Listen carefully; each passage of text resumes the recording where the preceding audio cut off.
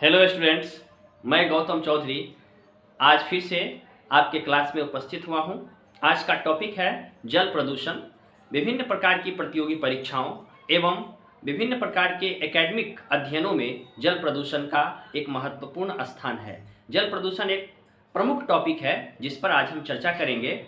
हम जानते हैं कि जल हमारे लिए कितना महत्वपूर्ण है, साथ ही साथ यह मनुष्य के अतिरिक्त समस्त जीवों के लिए भी जीवन का आधार है। जल के बिना जीवित रहना असंभव है।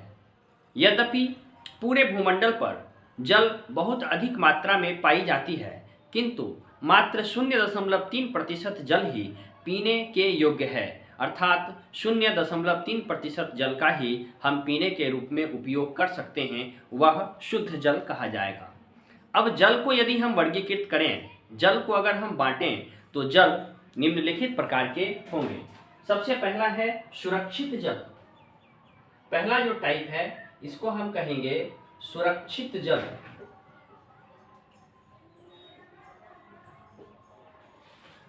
सुरक्षित जल यानी कि सेफ वाटर। ये पहला टाइप है। सेफ वाटर का मतलब ये हुआ कि इस जल में किसी भी प्रकार के अशुद्धि का पाया जाना असंभव है। यह पूर्णतया सुरक्षित है और पृथ्वी पर यह जल रखा हुआ है। इसमें किसी भी प्रकार की मिलावट नहीं हो सकती है। ऐसे जल को हम सुरक्षित जल कहते हैं। उसके बाद दूसरा नंबर पर आता है शुद्ध जल।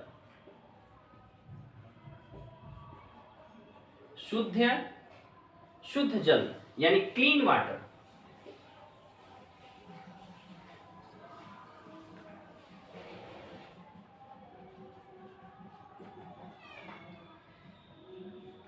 इस जल में अवांछनीय अशुद्धियां होती तो नहीं है, लेकिन इसमें घुल सकती है।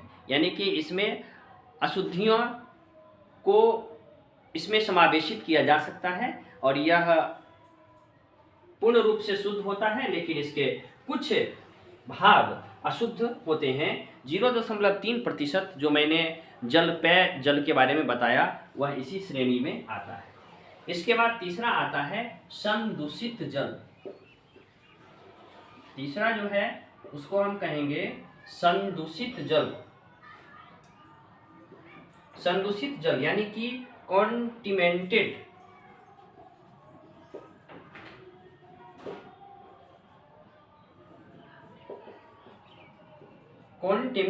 वाटर।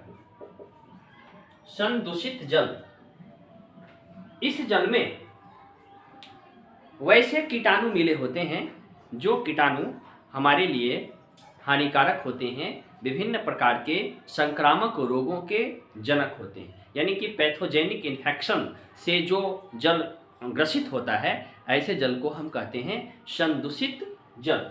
और चौथा है प्रदूषित जल। आपका चौथा है प्रदूषित जल। प्रदूषित जल अर्थात पॉल्यूटेड।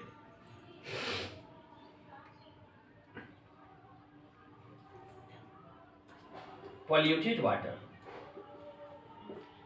इसमें अनेक प्रकार के रासायनिक पदार्थ जो कि जीवन के लिए हानिकारक हैं, साथ ही साथ विभिन्न प्रकार के धूल कण और अन्य सामग्रियां इसमें घुली हुई होती है। इसको हम कहते हैं प्रदूषित जल। तो हमने जाना कि जल के 4 महत्वपूर्ण भाग हैं। पहला है सुरक्षित जल, सेफ वाटर। दूसरा है शुद्ध जल, क्लीन वाटर। तीसरा है संदूषित जल, कॉन्टेमिनेटेड वाटर। और चौथा है प्रदूषित जल अर्थात पॉल्यूटेड वाटर। जो सुरक्षित जल है उसमें किसी भी तरह से पॉल्यूशन की गुंजाइश नहीं है, उसमें कोई भी चीज़ मिलाया नहीं जा सकता है। उसके बाद जो दूसरा है वह है संदूषित शुद्ध जल। शुद्ध जल का मतलब हो गया कि यह शुद्ध है, पीने योग्य है, लेकिन इसमें कुछ मात्रा में गंदगियां हो सकती है, पाई जा सकती है, नहीं भी पाई जा सकती है।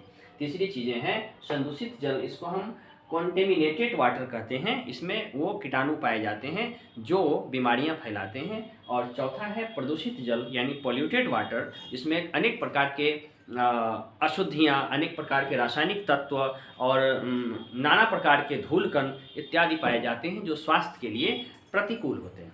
तो ये थे जल के प्रकार।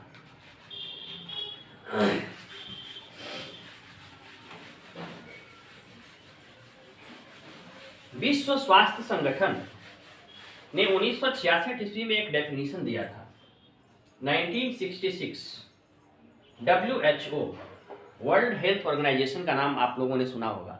विश्व स्वास्थ्य संगठन ने एक डेफिनेशन दिया था। उसने बताया था कि प्राकृतिक तथा अन्य स्रोतों से उत्पन्न अवांछित बाहरी पदार्थों के कारण जल दूषित हो जाता है तथा यह विषाक्तता एवं सामान्य स्तर से कम ऑक्सीजन के कारण जीवों के लिए हानिकारक हो जाता है तथा संक्रामक रोगों को फैलाने में सहायक होता है। ऐसे जल को प्रदूषित जल कहा जाता है।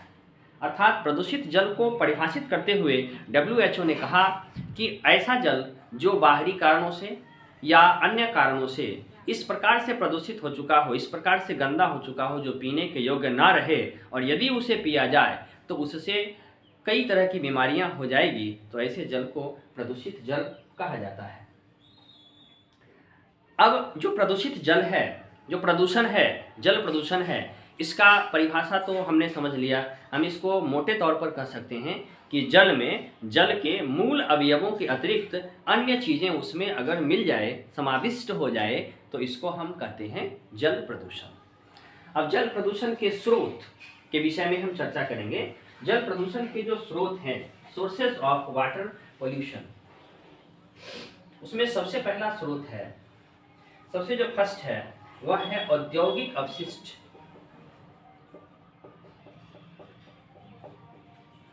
औद्योगिक अपशिष्ट ये पहला स्रोत है। दूसरा है कृषि अपशिष्ट।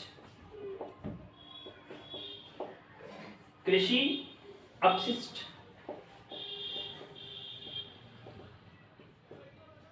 तीसरी चीज है अनुपचारित मल जल। तीसरा जो है वह है अनुपचारित मल जल। और चौथा है अन्य प्रदूषक कारक। अन्य प्रदूषक कारक यानी कि सोर्सेस ऑफ वाटर पोल्यूशन। जल प्रदूषण के 4 प्रमुख स्रोत हैं। जल प्रदूषण के 4 प्रमुख स्रोत हो गए। सबसे जो पहला है वह है औद्योगिक अपशिष्ट यानी इंडस्ट्रियल वेस्ट।